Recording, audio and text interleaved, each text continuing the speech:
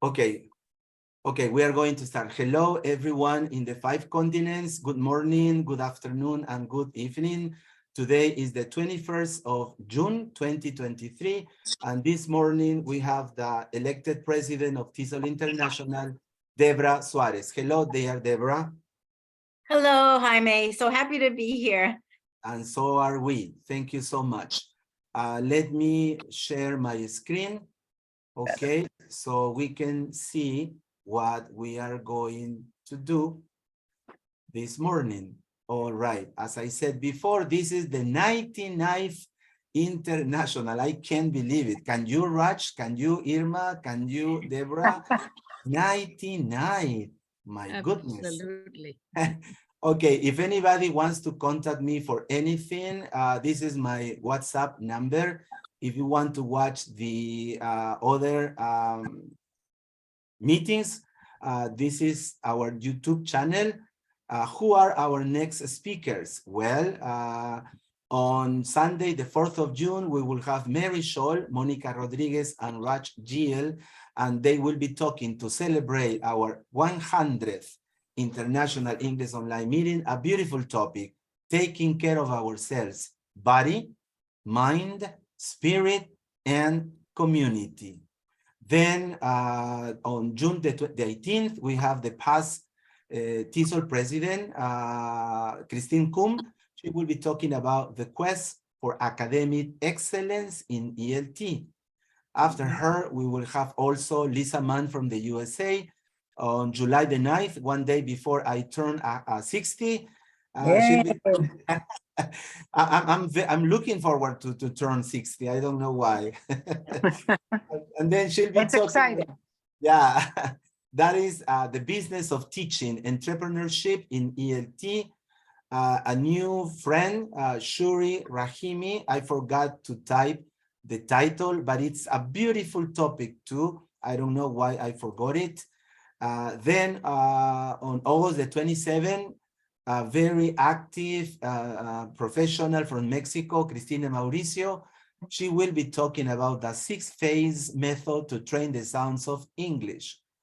A new friend, Fernanda Binatti from Brazil, our first Brazilian guest speaker. She will be talking about reading awareness in the age of information on September the 10th. A very good new friend from Ivory Coast, Costa de Marfil. Beautiful, our good friend Abu Kasum on September the 24th. Wow. He will be talking about the teacher as the protagonist of his or her students' success, how to become the leading age and effectively play your character. Well, and who is our guest speaker today, as we have been publishing these last days? Debra Suarez. She will be talking about empathy and the language classroom, purpose, where is the stress? Pedagogy. Say that again. Pedagogy and power. Thanks a lot. Thanks a lot. Just to give you the chance of participating. Thank you. Let's say a few words about Debra, Ph.D, MS-TESOL, MBA, is the president-elect of TESOL International Association with almost 13,000 global members in over 144 countries. TESOL is the largest worldwide community dedicated to advancing the expertise of ELT professionals. She comes to this position after a lifetime of serving the population of English language learners, minorities, immigrants, refugees, and ELT professionals. Dr. Suarez has been a university professor, international educator, and senior federal leader, most recently serving in the University of Maryland, College Park, the USA Department of Education, and White House initiatives. Dr. Suarez's term in the TESOL presidential line is 2023 to 2026. And the most important, she is a wonderful human being, just every single member of this community. Thank you so much, Debra. As I said before, you have a very busy agenda, but you are very generous and you are sharing your time on a Sunday morning. So the screen is all yours, dear Debra. Thank you so much again, Jaime. And it is so wonderful to see so many people here. Thank you for being here. And I just want to say, just really to start out, that Jaime, what you have created here with everyone here is one of the most special places for ELT professionals in the world that I have seen. What you have created here is just so wonderful, and it's an honor, absolute honor to be here. Thank you. Yeah, let me share my screen.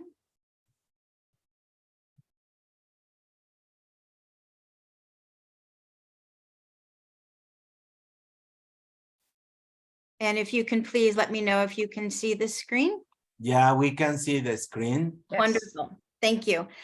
So one of the things that I love about the community that has been created here, Jaime, with you, and you're the first person to say it's not you, so, but I can't list everybody that you've created with everybody, is that it's so, we come with our, you call on our best thinking, but you also call on us to take a chance and to also talk about things in a little different way. At least that's how I have felt.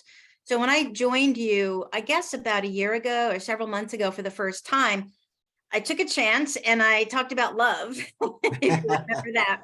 Yeah, we all remember that. Yeah, and that enabled me to sort of work through some ideas. So this time I decided to talk about empathy, another feeling, another emotion, and to take a chance and try to share my thoughts, but also to work with all of you to talk about some ways that we can push this conversation forward. So, so that's what I'm doing today. Empathy and the language classroom, you know, why we do it, how can we do it, and really importantly, what's the impact on our students and possibly on others. So that's what I'm talking about today. What I'm hoping to do is to add to the conversation of empathy.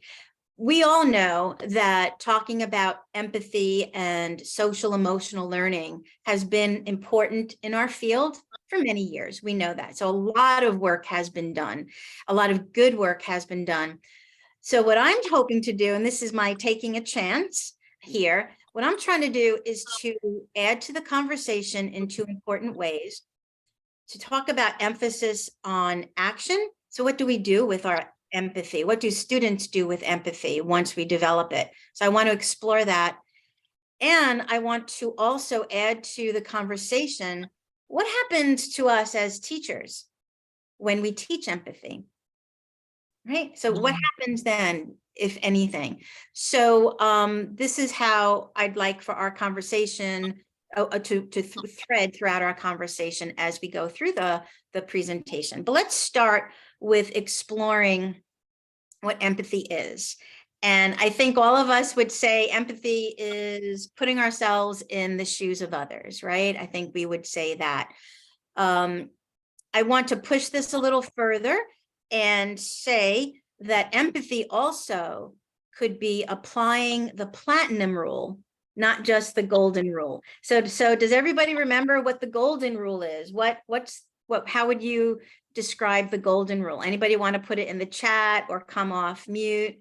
What's the golden rule of working with each other? Anyone in the audience? Nobody knows. Great. That's beautiful, Debra. Nobody knows. Oh my goodness. I think you'll know it when I say it. I think you'll recognize it. So the golden rule is to treat others as we would want to be treated. Ah, right? I knew. You knew it. I know you knew. So the golden rule is to treat others as we would want to be treated. But this has changed a little bit in conversations to the platinum rule. And the platinum rule is a little different. The platinum rule says that we should treat others the way they want to be treated. And we start looking at that, we treat others the way they want to be treated. And that sort of changes the conversation. It changes it to trying to understand another person, right? So we might want to be treated in some way, but if we treat someone else that way, it may not be what they want. And we may do more damage than good. So empathy, putting yourself in the shoes of others, trying to walk a mile in their shoes, but also we can push the conversation to empathy being treating others how they would like to be treated. Now, I have the next few slides that I want to share with you explores the idea of empathy a little deeper, to talk about cognitive empathy, emotional empathy, and compassionate empathy. And these are, in some ways, the key to unlocking empathy.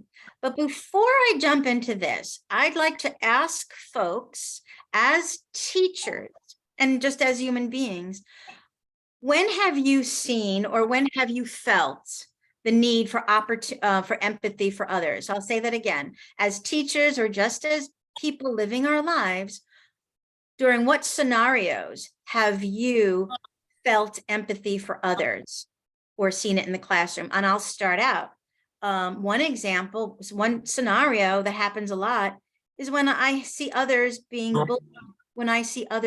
bullied. That makes me feel empathetic. So in the chat, can you share scenarios or times that have made you feel empathetic or that you have seen empathy in others, such as seeing others bullied or seeing others made fun of? Well, I would say, Debra, that I've done it when I see students from other cities who study in my university, and they come from the highland or the jungle, and they know nothing about the city, and nobody asks them how they feel, what they need. And I guess we teachers have that great chance of talking to them, helping them, and giving them what we would need if we were them, just as you said before, the golden rule. I don't know if there is another comment.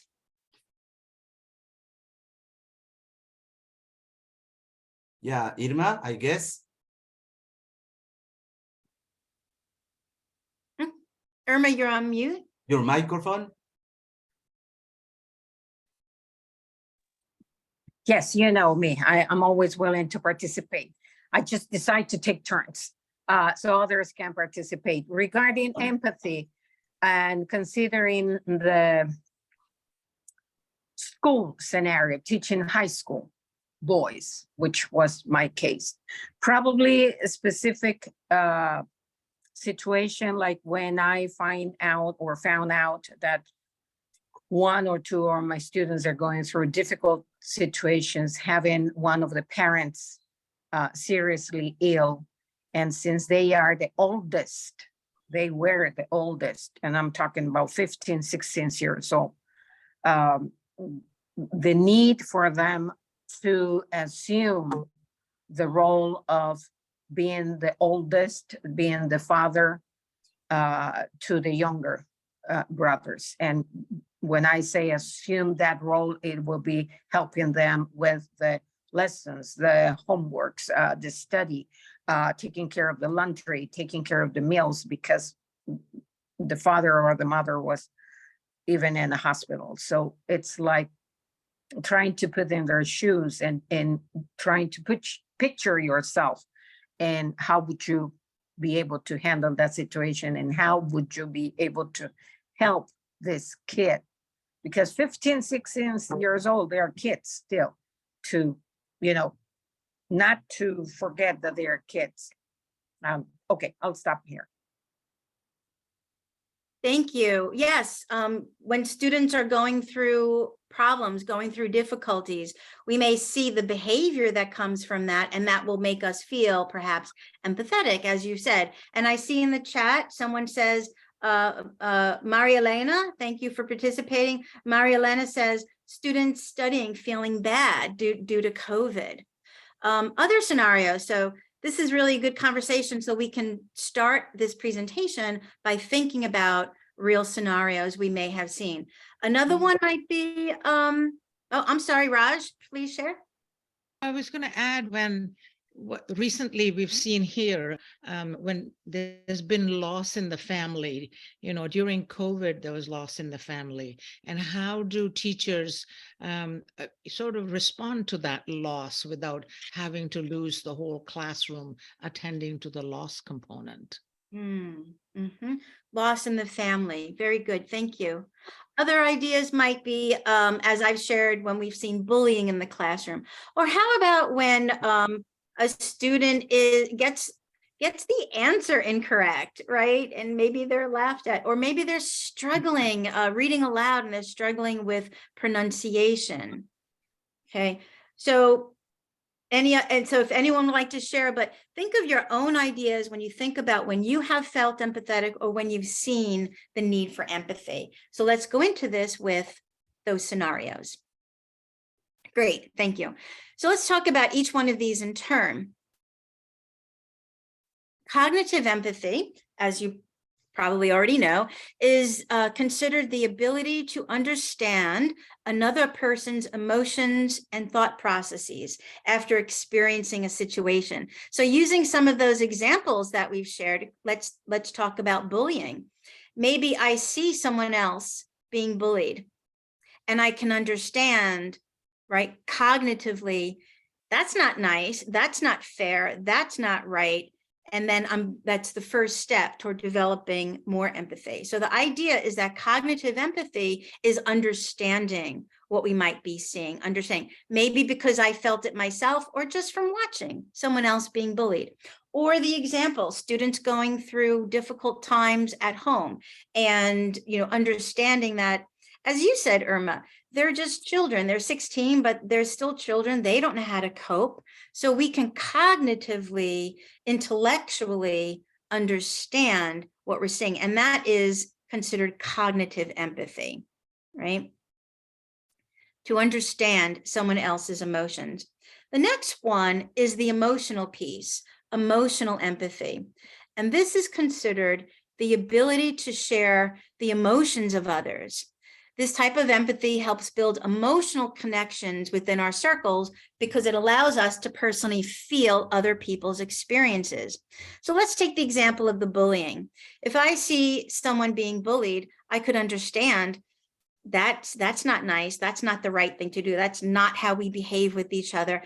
But my emotional empathy would be if I see their face, right, the person's face, and what can happen when you're being bullied, you're afraid or you're angry or you withdraw. Now I'm beginning to connect with that scenario emotionally with my feelings. So I have my cognitive empathy, I understand, and my emotional empathy, and I know, and I'm feeling, right? Sometimes we might confuse this with sympathy, but it's more connecting emotionally with others. Now, the last piece is compassionate empathy. And this is what I find really exciting about this conversation. Compassionate empathy is empathy which gives us the motivation to take action and provide emotional support to those who need it. So again, in my bullying example, if I see someone getting bullied, I'd understand that's not nice, that's not right, that's a wrong thing to but is that enough? No, then I want to start feeling, well, I don't like it when I get bullied or I see how that person is behaving, and I'm making that connection, that emotional connection. But then that's not enough either. The next step is to feel compassionate and want to now be motivated to have will to act on that understanding and to act on that feeling. And this is where I'm hoping we can push the conversation about empathy a little bit further. As I've said, we all learned about empathy in our teacher education classrooms. We've all learned about empathy in our teacher professional development, and certainly being professionals and teaching. But let's try to push this a little further if we can. And let's talk about the emphasis on action. So I would like to ask all of you to think about this model that I'm playing around with, because I can do this in high-knee space. I can take risk and I can sort of play with ideas here because I know you're all going to be empathetic while I'm doing this. and together try to figure this out. So let's think about this. There's, the cognitive, we understand the issue, the problem. Then there's the emotional, we might feel it because we felt it ourselves. Even if we haven't felt it ourselves, we're making an emotional connection with someone else. But then the next piece is that compassion, and that develops compassion in us. So I'd really like to open up the floor in the chat or unmute. So let's talk about that. Is feeling and understanding enough? What do we do with the empathy we develop? And that's as human beings and as teachers. Yeah, So I have sorry. Go Hello. on, Fernanda, go on. Hello. So I have a question about one of your slides. About the emotional empathy. So I was wondering if we feel emotional empathy means that we feel like the other person. Like, yes, does it mean that does. we feel like, does that mean we feel like the other person, or do we acknowledge it? I think that it's both, right? So giving my example of the bullying, I might see somebody being bullied and I can see their face and say, oh, I that emotional connection is that person might be feeling angry, that person might be feeling frustrated or hurt. That doesn't mean that I am also going to be feeling, that frustration or anger, hurt, or embarrassment. I'm not, so I don't have to have that same emotion. It may start with that emotional connection might start by recognizing those emotions. And I've had those emotions, but frankly, if I'm going to see somebody being bullied, the emotion I'm going to have, just to let you know about myself, is not going to be one of embarrassment, although I understand that because I've been bullied, of course, we all have. But I'm going to have another emotional connection, and that might be, frankly, a little bit of anger, right? Or self-protection, emotion of wanting to protect.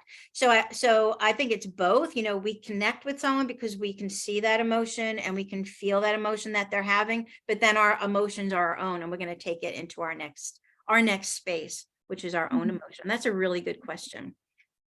And a very good answer. Mm-hmm. Yes, it helps because sometimes we get emotionally involved in things, and I feel like sometimes I have this problem to separate between my emotions and others' emotions. So it's good to, when you said the word recognition, I think that's key, because we need to recognize and then use our tools, conscious tools, to help us overcome those problems. So thank you. Okay, thank you, Fernanda. Debra, you were asking a question before Fernanda asked her question. Yeah, so what I'm hoping to do is to push the conversation a little further.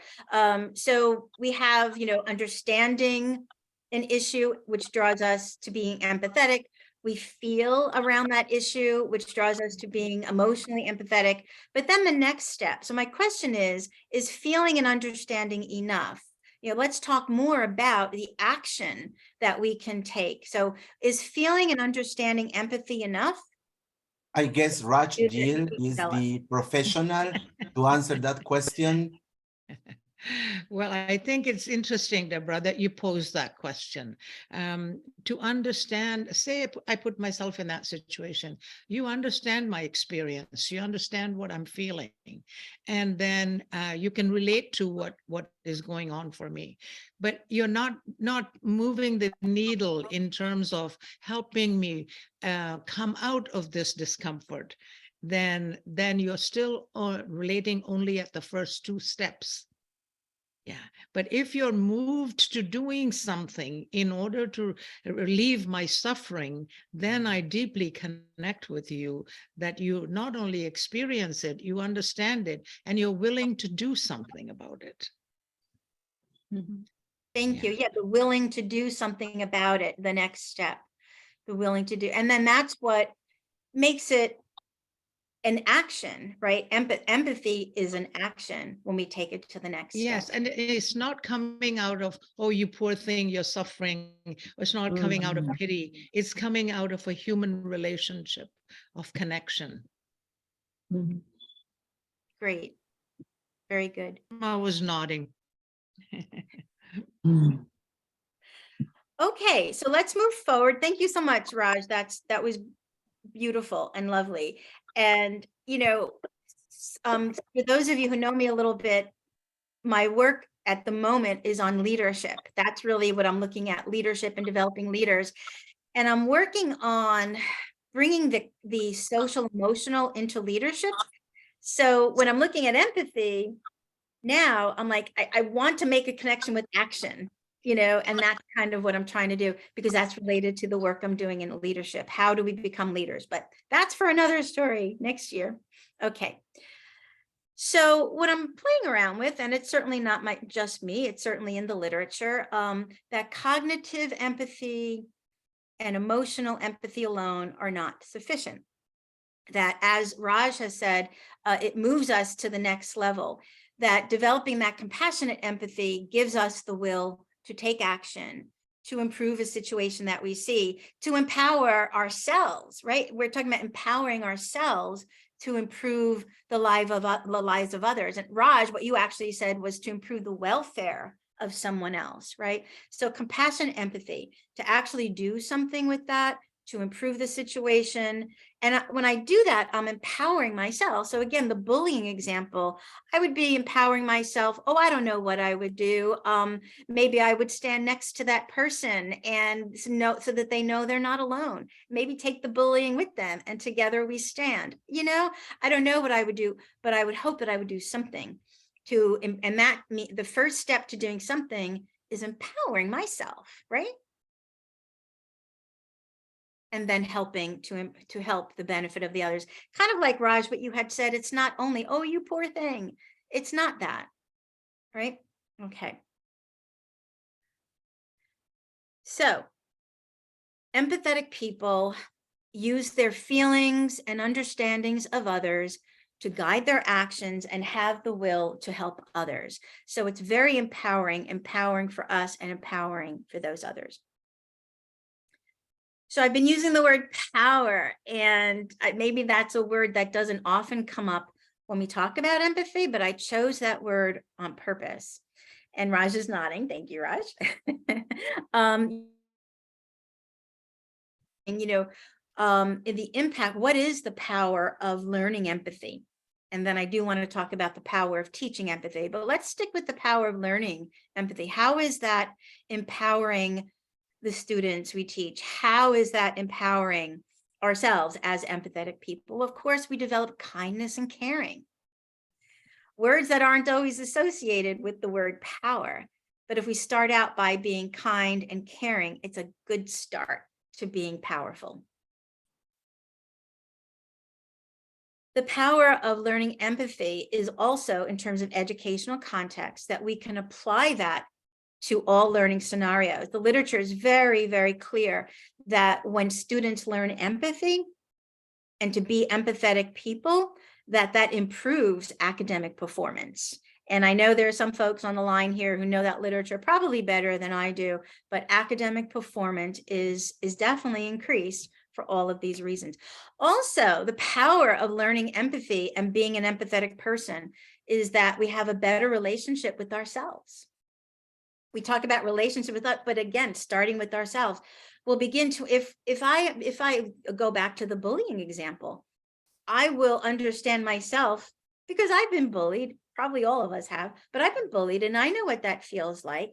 And so seeing someone else go through that is going to help me better understand that impact that bullying had on me. And the impact it had on me was to stand up for myself and to say, okay, I'm not going to bully you, but I'm not going to let you bully me either. And you know what? I'm not going to stand by and watch someone else get bullied.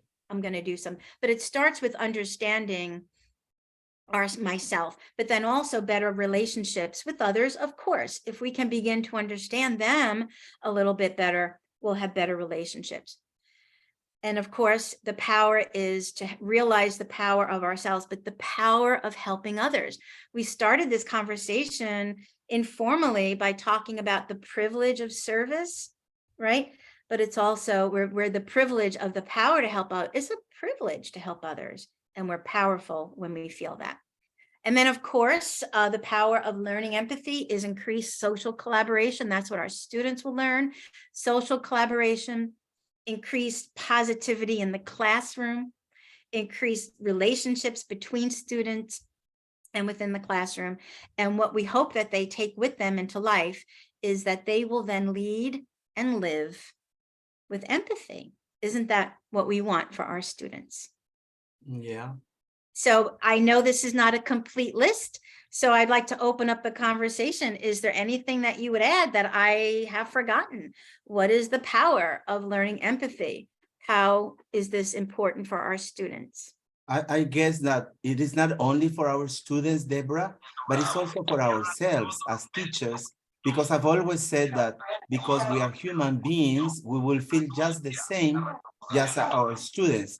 One of the reasons why this community has grown up so much, I guess, Irma, it was you who mentioned it before, that it began to help me to know how to use these technological tools. But then it became sort of a friend. I knew that I had friends who knew what I was going through because of the pandemic, because I lost a relative, because somebody, a friend of mine was sick, and things like that. So we learned, I guess, the power of this community is the empathy, is the love, is the friendship, is all these feelings and emotions that only human beings feel. So it is not only students, Debra, but it's also teachers. I would add that. I don't know if somebody else wants to make a brief short comment or question. Paulina Benitez. Hi, there is a sound interfering. I can hear someone talking in the background. Okay, I will. Okay, it's over. Thank you, Fernanda. Still going on. Wait. Okay. Thank you, Fernanda. Anybody else? Thank you, Fernanda. Anybody else who wants to make a comment? I'll just make a quick comment. I think empathy moves things beyond transactions to relational. It is no longer just my duty or obligation. I do it because there's a relationship there, because there's caring there. And that's what this whole community is about. It's not about roles. It's not about tasks. It's about a relationship. And that's why we show up. And Mhm. it's not about certificates either. Right, that's for sure. Yeah. It's not about certificates. I love that. No, I think that's a perfect, this community is a perfect example because, what I have seen happen here is everyone who shows up sooner or later is empowered to communicate, to share, to put something in the chat, and often to present. So this is an example of taking action, taking it to the next step. That's exactly the case of Fernanda Felix Binati from Brazil. I met her just a few weeks ago, and she enrolled now, and she will be presenting in September. Thank you so much, dear Fernanda. You will be the first Brazilian teacher. Thank you. Looking forward to it. Great. So we could talk more about this, but yeah, I think sorry, was there a comment? Oh, what I really like what we're doing is we're pushing it beyond feeling badly for someone, but that's only a starting point, and pushing it on to actually improving the lives of our students and focusing that this is a very powerful thing. It's about the heart, it's kindness, it's caring, it's love, but it's powerful. And sometimes we don't think of those words as being powerful, but they really, really are. Okay. So let's talk about the pedagogy of empathy in the language classroom. So here I'm talking about as teachers, as we say, okay, I want to embed empathy in my curriculum, what are the larger ideas that I'm thinking about? So here are the larger ideas as teachers, as I think about how I can begin to do this. What are some of the overall thoughts that I want to have? And so what I'd like to share again from the literature is that the pedagogy or the curriculum of empathy can be most powerful if it's scenario based. It's really important to get the students, have something for the students to react to, which is why when I started my presentation, I asked everybody here to think about scenarios or to think about a time when they felt empathetic for someone, or they saw the need for empathy. So scenarios, so we can present our students with scenarios. So we can be thinking about, what are the scenarios? What are the situations? What are the stories or the narratives that we can share with our students that will get them feeling empathetically, thinking empathetically? Some other larger ideas as we approach our curriculum is to have our students do just that, share their feelings in response to scenarios. A lot of times we will provide our students with a text or a reading or some scenario, and we have them engage intellectually, which is important, of course. But here, to develop empathy, we want to try to think about getting them to tap into their own emotions. And Fernanda, this goes kind of to your question. You said, are we feeling like them, or are we feeling our own emotions? Well, in a way, we need to start feeling what it's like to feel in that scenario, right? To begin with. So get them feeling, how would you feel? And this is a wonderful way to teach language, the words and the synonyms related to emotions, right? Okay. Also, thinking about the pedagogy, the curriculum, is to focus on active listening. So this isn't just developing empathy in the classroom, but in the language classroom, right? So in order to begin to feel empathetic for someone, we have to listen to them, active listening. And so what is active listening? And there's a whole body of literature on that, but for the purposes here, active listening is listening to someone and being able to say back to them, to reflect back to them what they have said to us, right? If you allow me, Debra, sorry to interrupt. We have a good friend of ours, Anthony Michael. He's from Africa. I don't remember what country from, but he lives in Lima, Peru. And he's been a little bit absent because of different personal issues. And he wrote something very beautiful. I don't know, Anthony Michael, if you could read it yourself. Yes, I will. Thank you, Anthony, for being with us. Thank you very much. Empathy helps me to empty myself, pouring out my heart in a positive way and absorbing good energies. Sometimes we just need to give for us to grow. Yeah. Say hi to your son, Anthony. Okay. Thank you, Anthony, for sharing that. That's really lovely. And I'll just read again what you have here. Empathy helps me to empty myself, pouring out my heart in a positive way and absorbing good energy. So the giving and the taking. Thank you. Beautiful, right? That's lovely. And it goes back to that connection, right? So we feel ourselves, we use that feeling that we have felt to try to make a connection with others. And that's what it's all about, making that meaningful connection. So continuing on here, the active listening, emphasizing the power of words. Of course, we are language teachers, right? But we can develop empathy while also teaching language skills. So active listening in this context here is listening to what somebody else is expressing and then reflecting back what we understand them to be saying. Okay. Enabling, so as we approach the classroom, we want to be thinking about enabling our students to express their emotions and then also reasons behind their own behavior if they can begin to do that. And then, of course, the larger issue of pedagogy is cross-cultural understanding. It's developing empathy will help us with that as well. Right. So I'd like to open up to a discussion, and here you go. Can we teach empathy? Oh my goodness, can empathy be taught? What are your thoughts? I guess, wow, that is a wonderful question, because it makes me think, can we teach love? Can we teach hate? Sorry for saying something negative, but I guess that, as you mentioned before, if we go through experiences, it will be easier to understand and be in the shoes of the other person. So I guess we can learn, just as I learned in the beautiful 2 weeks in Costa Rica with Raj and Mary Scholl about empathy. I lived the experience of not having my suitcase for a week, Debra.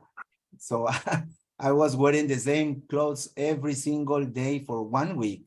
But then I learned from my friends and colleagues. They gave me a short, a t-shirt, some shampoo, some soap. So then I learned. So I guess we need to go through the experience to learn it, but to teach it, I don't know. Maybe there are other professionals here who can answer your great question. Thank you. Anybody, please, who wants to answer? Anybody in the audience can participate, please. Can we teach empathy? Go on. Maybe if you give us a hand there. Yeah, Anthony Michael says, yes, we can teach empathy. Maybe I should have not phrased that in a yes or no question. If yes. maybe how can we teach Yeah, empathy? there you go. Can we teach empathy? Harry also says, yes, we can. Yeah. So maybe Raj, because she is the expert on nonviolence communication, compassion, and everything else. Well, I think we can teach empathy if we feel empathy, if we can embody empathy and not just teach it intellectually. I think that would be one component that would be important. Is it something I'm just talking about the technique, or I'm actually demonstrating and modeling the technique and it's not even a technique, the consciousness.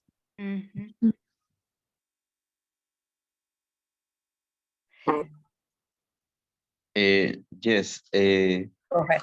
thank you for this presentation. Yes, we can teach empathy, I think, but we can teach more with the practice, no, with our daily practice. We know that students, they absorb everything that they see. And if we are empathetic with students, with our students, so they are going to do the same. So I have a question, Dr. Debra. It's how can we be empathetic with the students when we have large classes? For example, we have in Peru, in national schools, classes of 30, 40 students. So how can we practice it with all of them?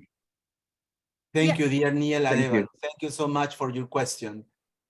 Debra? Yeah, sure. Thank you, Neil. First of all, I love what you said about daily practice, because that brings up something I'm going to say in a couple minutes about, you know, it's not just an activity, certainly there are activities, but it is, we can embed empathy in our daily classroom routines. So, and then actually that related to your question about large classes, everything's always harder and you have to do things differently with large classes. It's always more difficult, but I'm actually going to address that. And I think that as we go through the list that I have, please remind me if I don't say it, but I will address the large classroom issue. If you allow me to read some comments here in the chat, dear Debra. Abu from Ivory Coast says, yes, it can be taught. Harry says, teacher needs to have attributes within to teach it. Abu, again, he says, mainly when those around us acting in that way as role model, they learn from us. Exactly what Neil said before. Paulina Benitez says, it's really hard because I think after the pandemic, students are very sensible. Oh, okay, and Anthony Michael, it starts from our hearts to our actions and to our words, hoping that it becomes contagious for others around us. And finally, Harry says, of course, human emotions are contagious in nature. Beautiful comments. Thank you so much. Yeah, these are wonderful comments, pulling it all together. Teachers need to have the attributes up. And I see, yep. And then Yomara says, many of us have been empathetic in any way. The role of practice in a classroom allows to not only teach empathy, but learn. Yay, you are all anticipating my last few words, my last few slides. It's because you are guiding us, you are leading us to the goal. Yeah, you're a good leader. Irma. Yes, I was thinking in the teaching word, okay? Can we teach empathy? I'm still wondering about if we can do it or not, but I think we can make good efforts. And when I read the question, the first word that came to my mind was reflection. reflection moments in the classrooms probably guide us into the empathy that we need to develop in ourselves and among our students. Probably taking the situation, you made the example of the bullying. I go back to my example of kids assuming different roles because of a situation, seriously medical situation with their parents. And then probably creating the small groups, starting with the reflection with the question, what would you do? How would you handle it? What can you change? What could you change? And probably with those three questions, start, reflecting on themselves and on the situation, and then probably from there taking a larger groups for discussions.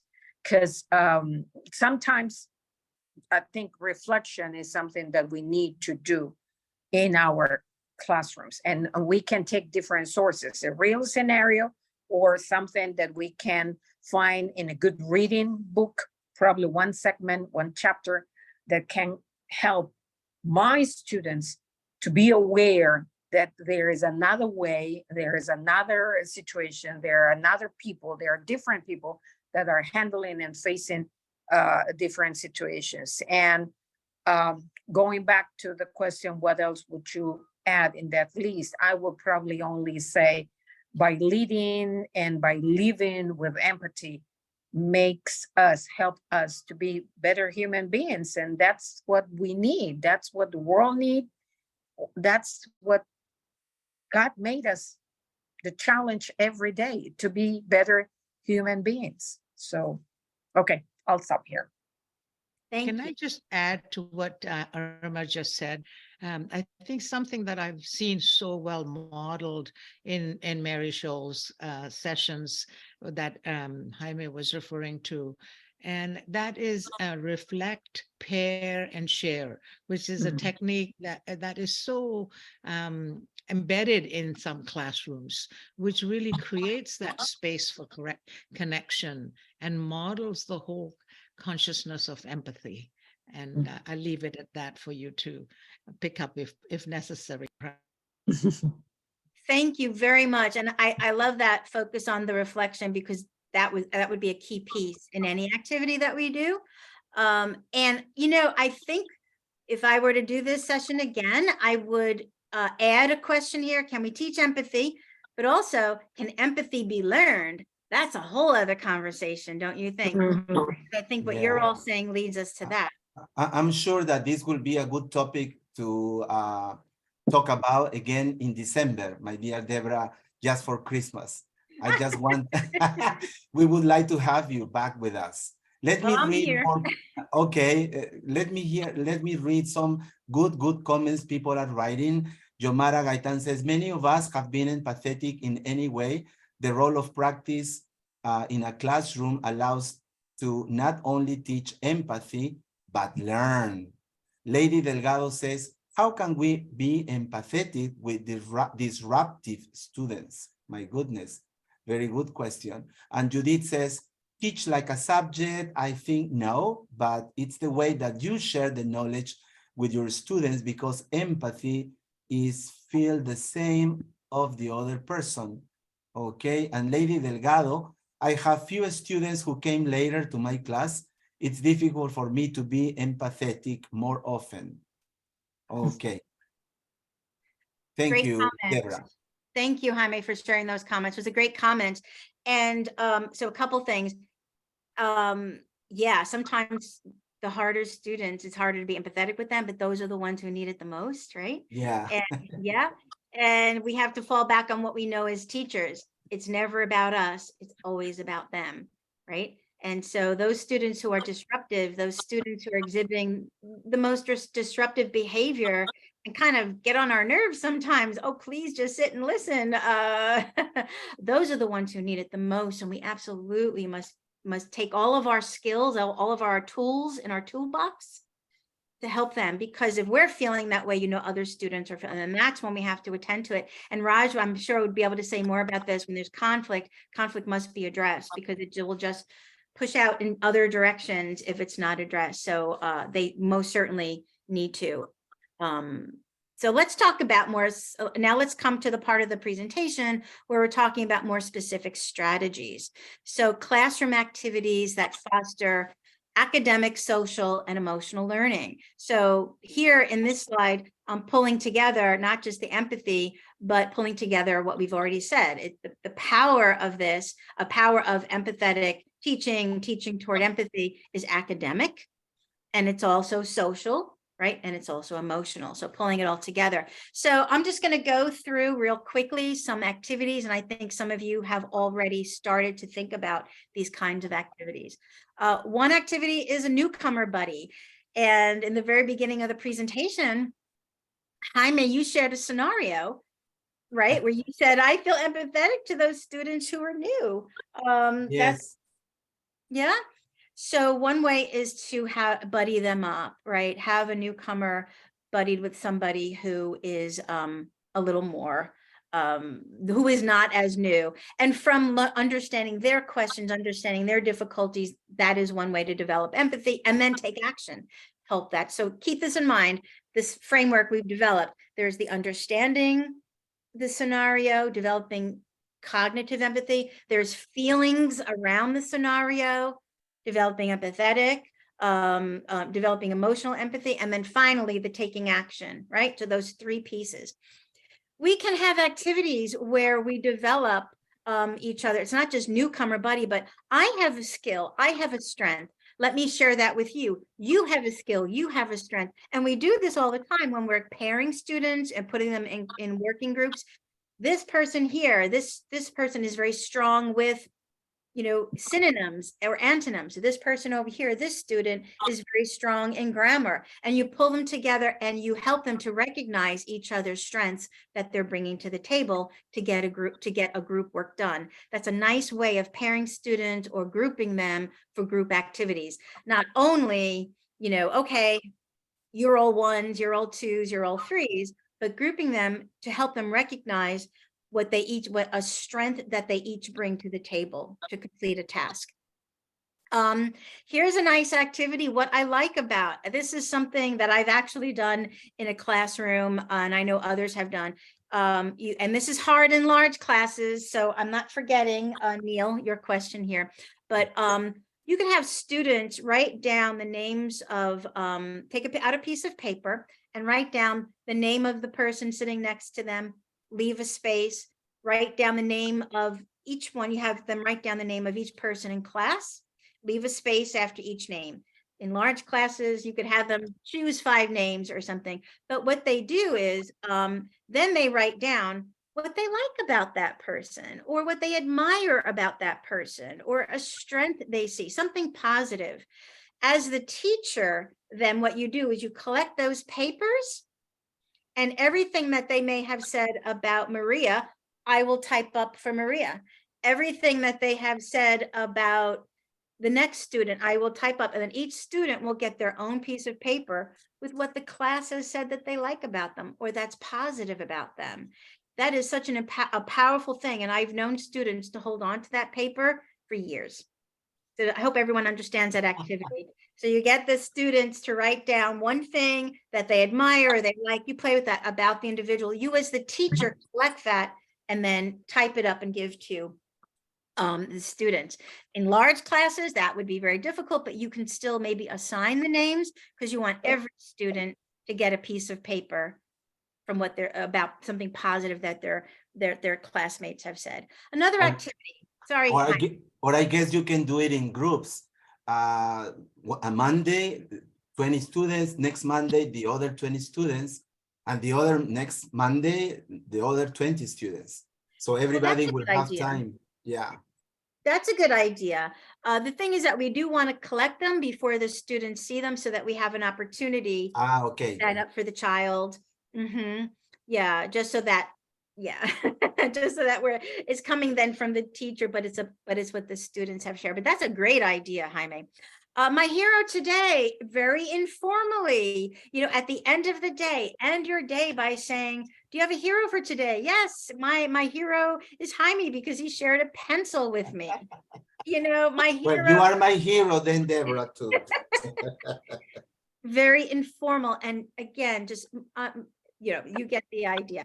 Now this is coming back to Irma's point, how I feel when. You could have reflections, thinking about a scenario. How do I feel when I see someone else bullied? How do, Okay. yeah. How do I feel when I see this happening or that happening? Next slide. We can select books that focus on feelings or reading passages that focus on feelings. We can use pictures and visuals of scenarios. Look at this, especially with our beginner students, right? Whose language might not be that high. Show pictures and visuals. Be ready with the words, with the vocabulary, with the words of emotions to share with them, to help them. So what do you see? How do you feel when you're looking at this picture? And then of course they can do written replies to visual. And all of this gets into what Irma has said about reflection.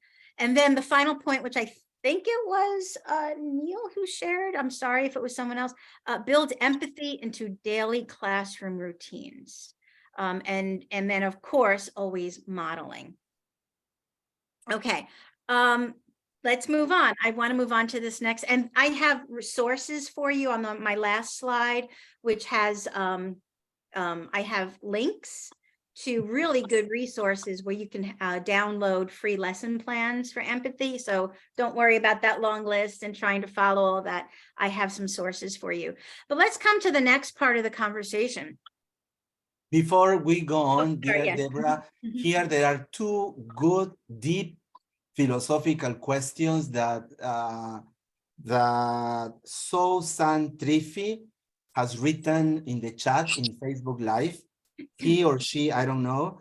He says, should there be a limit to empathy? So what does that mean, a limit to empathy? I mean, maybe I think he's asking if, okay, I can be empathetic with you a week, 2 weeks, but not the whole year, maybe.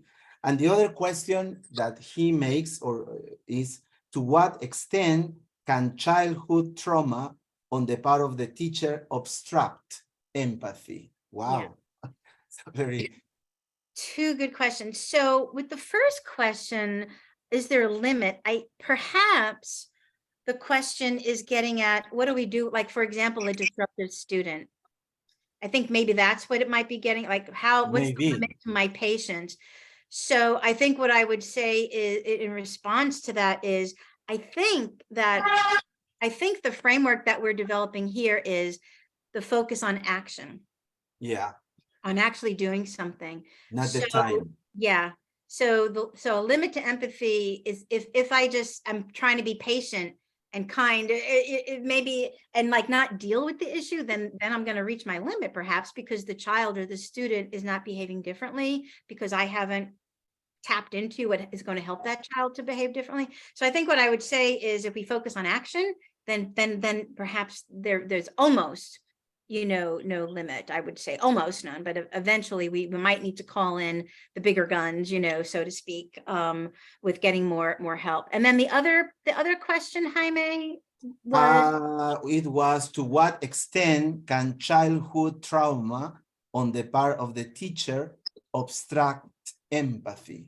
Yeah, absolutely. Because we are human beings first and foremost. We are coming to everything we do with our experiences and our feelings. And we're going to identify very strongly sometimes. Maybe we won't identify other times, depending on our own experiences. And I think, again, it's not easy, but I think we need to pause, take a break, and whatever we do it intentionally, and try not to be reactive to something as best we can. Take a break, breathe, think, remember that it's not about us, it's always about them. Okay, thank you. So coming to teachers, let's talk about teachers. So I shared, this is the second way that I'm hoping to push our conversation a little further. The conversation about empathy in the classroom is about teachers and empathy. How does teaching empathy affect teachers too? When I'm actually teaching it, how is that affecting me too? And I'll share with you, I started becoming interested in empathy in the classroom early on in my career, a good 25 years ago, and it started with teachers.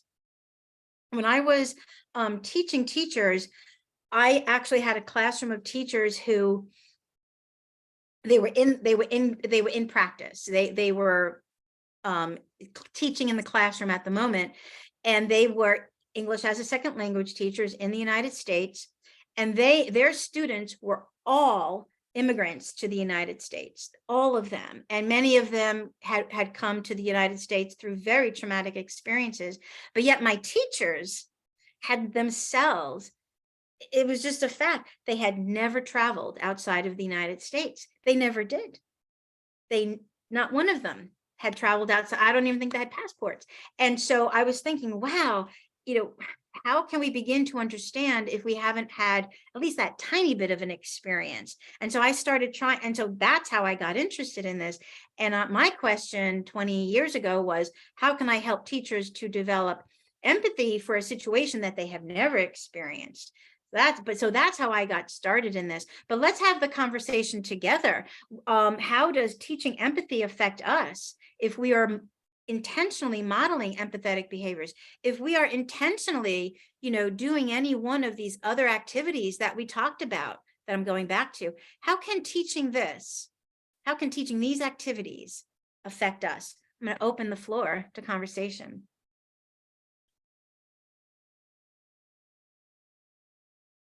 Well, as somebody else said before, everything is contagious, every single feeling. So I guess it can affect other people, other teachers for good. But as somebody also said before, it was Susan Triffy, it's a woman, I've just seen check.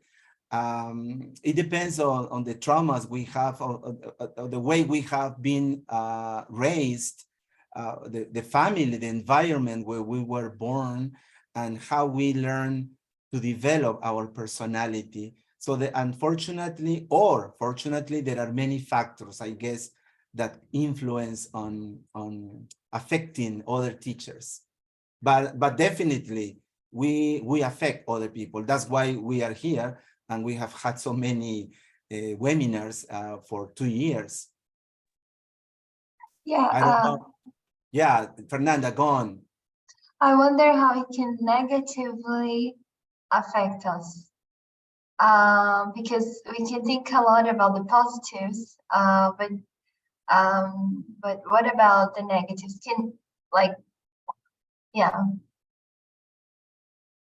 I can think of many positive things. We can become closer to our learners. We can start communicating there. We can start speaking their language. We can develop the ability to listen better and to feel things more in a more balanced way, perhaps. But I don't know how. I don't know if there is any way that it can affect us negatively, because empathy is all about compassion. At least this is how I see it.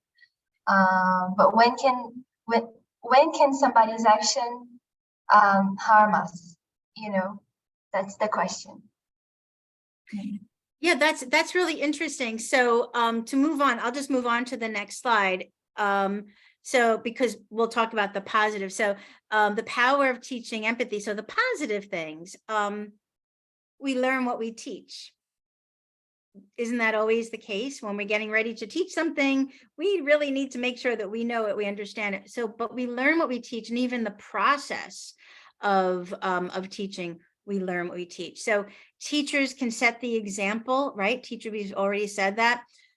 By teaching empathy, by engaging in empathetic behaviors, by including empathetic activities, teachers, or we, can learn to be more empathetic with our students. We will continue to develop our own empathy.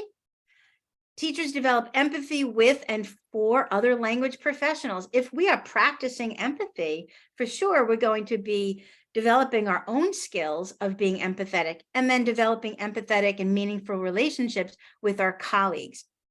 And as you've already shared, Fernanda, by teaching empathy, by including empathetic activities, we are going to have better better relationships with our students, and also we'll be able to better develop our ability to deal with the social emotional needs of students. And I'm going to pause there because I think that some of the questions in the chat and even what you shared, Fernanda, is coming from knowing the difficulty that some of our students have and how those difficulties come out in the classroom. I think that's what I'm hearing. So in the chat box, well, some students are disruptive. Another comment in the chat, perhaps then there'll be favoritism. Somebody makes that comment. There might be seen as favoritism for students. And then Fernanda, as you have shared, perhaps there's a negative impact on us. Sure, I definitely think we need to be talking about that and thinking about that. And I think it's coming from knowing that our students can come with very complex social emotional needs, very complex. And I've shared in the US, students coming as immigrants with traumatic experiences as, being immigrants and refugees, and certainly in other countries and certainly in your context as well. So I think this focus right now, the conversation is coming to, what are the difficulties, is because our students have such great needs. I believe that's what's happening here. And so what I would say is that it's not so much destructive for us, but I would say that it's much more complex, and we would have to have conversations that delve more deeply into the complexities. So thank you for that, because that could be a follow-up conversation. And I'm aware of our time, and I see Jaime looking, and I know you got to cook, so. we still got 25 more minutes. Oh, we do have 25. Okay, good. Then I don't need to rush. No. So then, but in addition, the literature on the effect of empathy, teaching empathy, embedding empathy into our classrooms, it shows, guess what? Higher levels of job satisfaction, lower teacher burnout, and stronger, more positive relationships with students. But I want to come back to Fernanda, since you raised the question. What do you think? What are your thoughts based on how I responded, and if you have something to share in return? Yeah, I think it all comes down to using our hearts more than our thinking minds.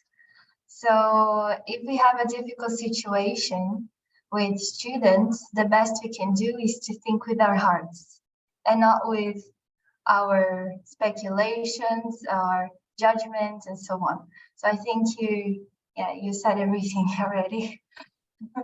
It's complex. It's not easy. And sometimes, and sometimes when we have, a list of ideas like, oh, you can do this, you can do that, but it's much more complex when we enact it. And I think I'm looking at Anthony's comment. He also talks about the heart, but he says, the case if a teacher is giving a lot of empathy to a particular student, can that be destructive? Where other students might begin to see it as favoritism. That's an opportunity right there. That's an opportunity where you're modeling, where we as the teacher can model empathy. But again, it's not, the empathy isn't just, the action on the empathy is not just from us. We're helping our students to develop that, right? So there's nothing more destructive than, say, a student who is being disruptive in the classroom, right? That's destructive to learning, a learning environment. But what can we do to begin to address that behavior from an empathetic point of view? By practicing a disposition of empathy. And there are different things that we can do, even using some of the activities that we shared, right? The buddy system, reflecting on how do you feel? And then it's not just the student, but then the student's behavior and effect on other folks. So really good conversations. Okay. And this is a new quote for me, and ever since I've learned this quote a couple of months ago, I've always been ending my presentations with this quote. This is from Dr. Mae Jemison. I don't know if you know of her. She is a NASA astronaut, and I believe she was the first African-American NASA astronaut, and she's a scientist, and now she's doing incredible work looking at technology and how we can use technology for space exploration. But what I love is what she says here. When we pursue an extraordinary tomorrow, we create a better world today. And maybe even this will help us think about some of the difficulties that we started to talk about. When we envision a better world tomorrow, we just attending to it at the moment of our today will create that better tomorrow. And that's where I would say, if we are focusing on, trying to develop empathy, teach empathy in order to take action, we can infuse empathetic behaviors, empathetic activities as a common ritual in our classroom a little bit every day. By doing a little bit every day, we can create that bigger tomorrow. I do want to share the sources for you here for my presentation. Drew on a lot of this here, but there's so much more here that I haven't covered. Please feel free to take a screenshot if you'd like, but these are the links to these different sources. Here you can get both academic articles. You can also get lesson plans that are downloadable, and they're all in one way or another dealing with empathy and social emotional learning in the classroom. And here's my little heart goodbye. Thank you very much, and please connect with me on LinkedIn. And with that, Jaime, I'm going to close my screen and we can open up to open conversation. Yeah, thank you so much once again, dear Debra. It's always a pleasure to listen to you, to learn from you, to interchange ideas and interact. So number one, let me say thank you to some people who were listening to us and watching us in Facebook Live. From Tunisia, Soson Trifi. From Honduras, Milvia Sandoval. Paz Lucita. From Peru, Katia Monica, Rosemary de la Cruz, Will Chong Lan. And from other parts of the world, María Elena Arteaga, María Teresa Nogales, Kenji Flores, Fararna Jasmine, Elizabeth Ortiz from Ecuador, Olenka Villavicencio from Peru, Saba Sulenman, Pamela Yujra Jimenez, Soledad Medina, and all the people who are present here today. We want to thank you, Abdul, Abu, Amado, Anthony Michael, Dayanara Barajona, Diana MC, Donatila González, Eliano Parno, Eslin Escudero, Fernanda Félix Binati from Brazil, Georgina Aboga, Hari, Sandra, Ivan Suazo from Costa Rica, Jacqueline Gutierrez, Javier Banguera, Juan Carlos Vargas Milán from Colombia, Juanita, Judith, Julio, Melina, Miss Janet from Peru, Mohammed, Nani, Patricia from Argentina, Paulina, Shuri, Rahimi from the USA, who will be also presenting soon, Raj Gill, our president, Tito Hidalgo from Ecuador, and Ramech. Well, first, let me say a few words to your word. Thank you so much, dear Debra, because before you were elected president, you were already connected. We had a meeting, and I could see how passionate you were, and that's I guess is one of the characteristics of this community. We are passionate. We don't want a certificate, a payment. We don't want a recognition, but we just want to share and learn from others. Because as we are fortunate, as we were talking at the beginning of this presentation, no other professionals have this chance of interacting and sharing so much. So now let me, anybody, if wants to express his or her opinion or make a comment, brief. Oh, hello, Nani from Indonesia, our good friend who's always with us too. So anybody who hasn't participated yet, who wants to express briefly, please, his or her opinion or make a comment. Yeah, go on, Javier Banguera. Where are you from, Javier? Yes, me, thanks a lot for this participation. I'm from Esmeraldas, Ecuador. Oh, I've been to welcome. Peru Okay. in Piura. I've been Oh, to great, great. yeah, actually, I was there in like 2015, 2016.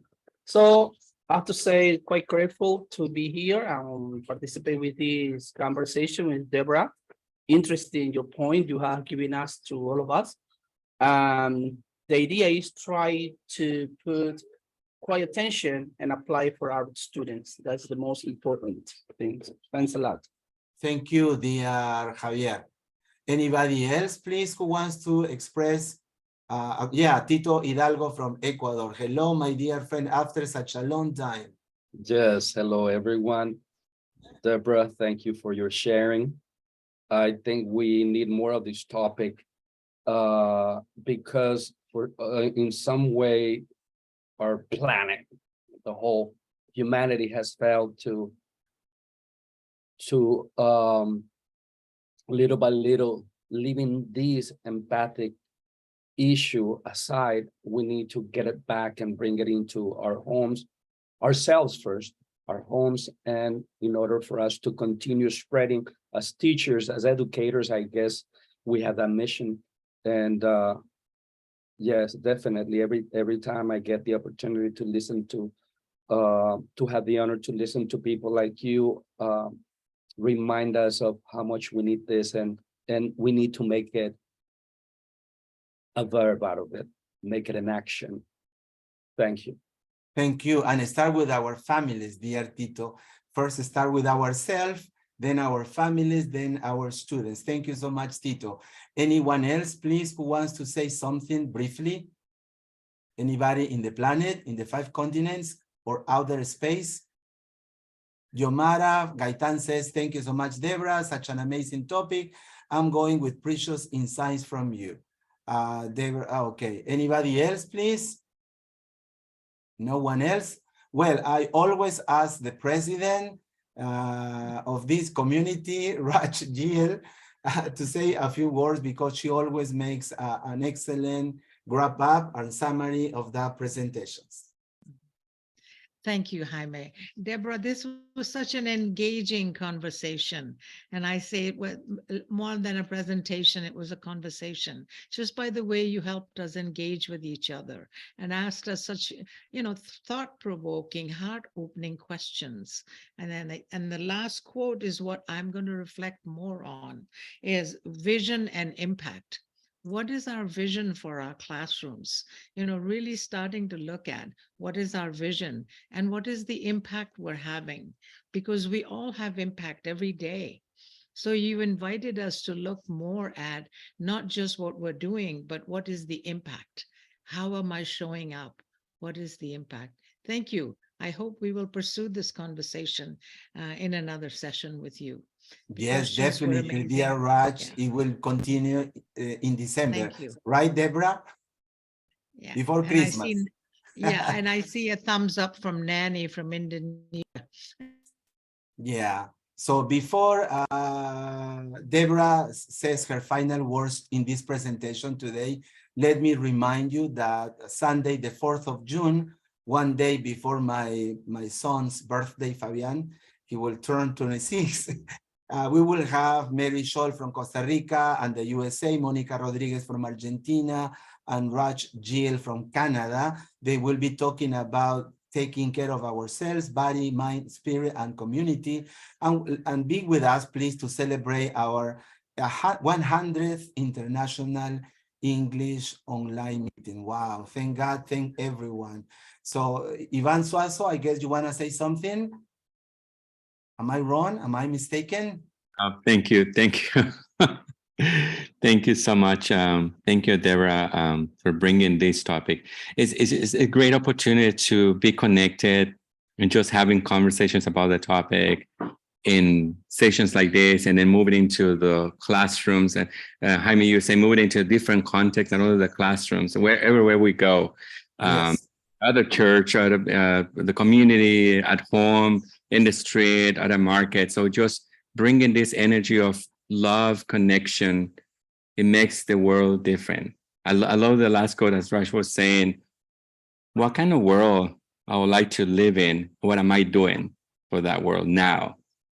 So thank you, Jaime, for the opportunity, and Debra for bringing a great topic and practices so we can implement in our classrooms.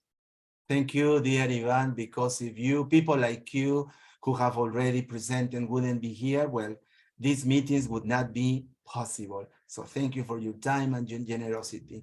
And now, well, as this song in English, in Spanish says, todo tiene su final, everything has an end. So, Debra, your final words today after this such a wonderful conversation. It was not a presentation. Thank you. Time for you, Debra. Oh, I wish I could just say ditto to what Ivan said. Can Ivan have the last words? Because he said it the best. It's a loving experience, and it's just an absolute honor to be with everyone here. Well, it was brief.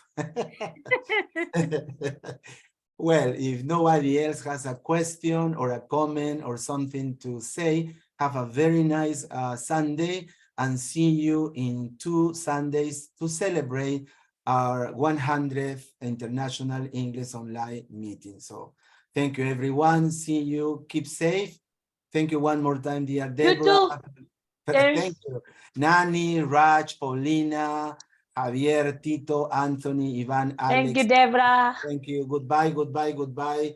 Bye. Diana, Enjoy Patty, the Esli. rest. You too, dear Nani. Take care.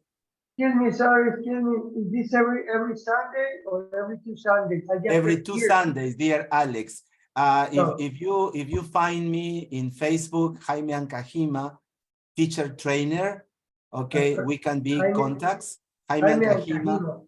teacher trainer. Yes, let me write in the Chat chat. box. Okay, so it's Jaime Ancajima, teacher trainer. Well, I do not consider myself a teacher trainer, but that's the the administrative title I have at the language center. Sounds where I perfect to me. work. No worries. Anyway, any kind of training I will get sounds excellent. Okay, you are from Mexico, Alex, are you? Yeah. Well, God Proud. willing, I will see you in Guadalajara in October. I will be attending the MS-TESOL. Hope to see you there. Oh, Oh. Well, cool. bye-bye, everyone. Thank you so Thank you, much. though. Bye. Time Bye, for me, Alex. time for me for Bye. cooking. Thank you so Time much. for me for cooking. Thank you. Bye. Bye-bye. Thank you. Nani, good to see you again, Goodbye. Nani. Yeah. Till we meet. See you